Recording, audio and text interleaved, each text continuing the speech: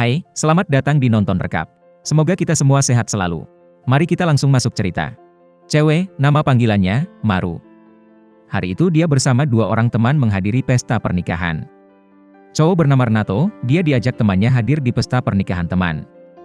Namun penjaga salah lihat, mereka gak dibolehin masuk, namanya gak di dalam list. Mereka pantang mundur. Malamnya berpura-pura jadi tukang es batu, nyelinap masuk ke pesta. Renato pun berkenalan dengan Maru and the gang. Renato terpesona dengan kecantikan Maru. Mereka pun bersenang-senang dan bermabuk-mabukan. Saat para cewek bermabukan, para cowok pun berkesempatan. Termasuk Maru, dia pun sudah mabuk berat. Mereka berhappy-happy sepanjang malam. Besoknya, Maru bangun dalam keadaan gak berpakaian. Dia gak ingat apa yang terjadi semalam. 1 bulan kemudian, Maru hamil, dia galau, dia curhat sama temannya. Maru sudah putus sama pacar sebelum ke pesta pernikahan, kemungkinan terakhir dia berhubungan saat di pesta itu. Mereka pun mencari foto pesta malam itu, mereka nemu foto Maru bersama Renato. Maru samar-samar mengingat malam itu lebih banyak bersama Renato. Teman cross-check sama pengantin baru, siapakah Renato? Ternyata Renato adalah temannya teman. Maru ke rumah temannya teman untuk minta alamat Renato. Kemudian dia temuin Renato, ternyata Renato belum tamat sekolah. Maru shock, ditambah lagi Renato gak punya kerja tetap.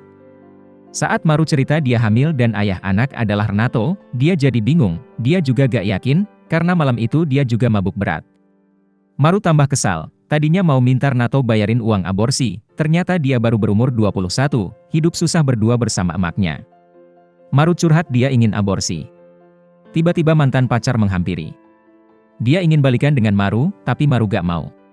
Saat Maru diantar pulang oleh si mantan, Renato pas ke rumahnya, Renato minta mantan pacar jauhi Maru, malah kena hajar. Maru dan Renato sama-sama dilema. Maru mencari info aborsi, sementara Renato gak punya ayah, dia gak ingin anaknya juga gak punya ayah seperti dia.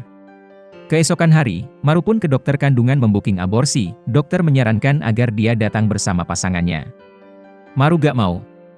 Tiba jadwal aborsi, Renato datang mencegatnya, Maru tetap bersikeras. Tapi saat melihat anak yang lucu, Maru jadi gak sampai hati. Renato sangat senang Maru gak jadi aborsi. Maru ajak Renato menjumpai ortunya. Ayah Maru adalah anggota Senat. Ayah dan ibu terkejut Maru hamil. Ayah tambah emosi ketika tahu Renato belum tamat sekolah dan kerja sebagai pengantar pizza. Ayah meminta Maru menikah, baik dengan mantan pacar, ataupun dengan Renato. Karena sang ayah takut aib Maru mempengaruhi karirnya. Jika Maru nolak, maka sang ayah akan stop donasi yayasan. Maru bekerja di yayasan tersebut, jika sang ayah gak menyumbang lagi, maka anak-anak yang disponsori akan terlantar. Maru dan ayah pun berantem. Maru berbincang dengan Renato, mereka akan menikah tapi hanya sebatas akting saja, mereka tetap pisah rumah. Renato sedih dianggap lawan main akting, dia benar sayang Maru dan anak. Renato pun nyaranin agar membuat dokumentasi kisah cinta mereka berdua, agar kelak si anak bertanya, mereka sudah punya bahan cerita. Demi kebaikan anak, Maru pun menyetujuinya, mereka mulai bikin video. Tiba waktunya menikah, Renato benar-benar senang, namun Maru menganggap hanya sebatas akting. Selesai acara itu, mereka pun pulang ke rumah masing-masing. Suatu hari, Renato saranin bikin video bulan madu, Maru malah mengejeknya gak sanggup bayarin biaya bulan madu. Renato ajak Maru ke pantai setempat yang murah. Maru ikut, tapi tetap bersikap kasar padanya. Tapi, saat dia melihat Renato bersama cewek lain, Maru mulai cemburu, dia melarangnya, Maru mulai jatuh cinta padanya. Berjalannya waktu, mereka pun menjadi semakin dekat.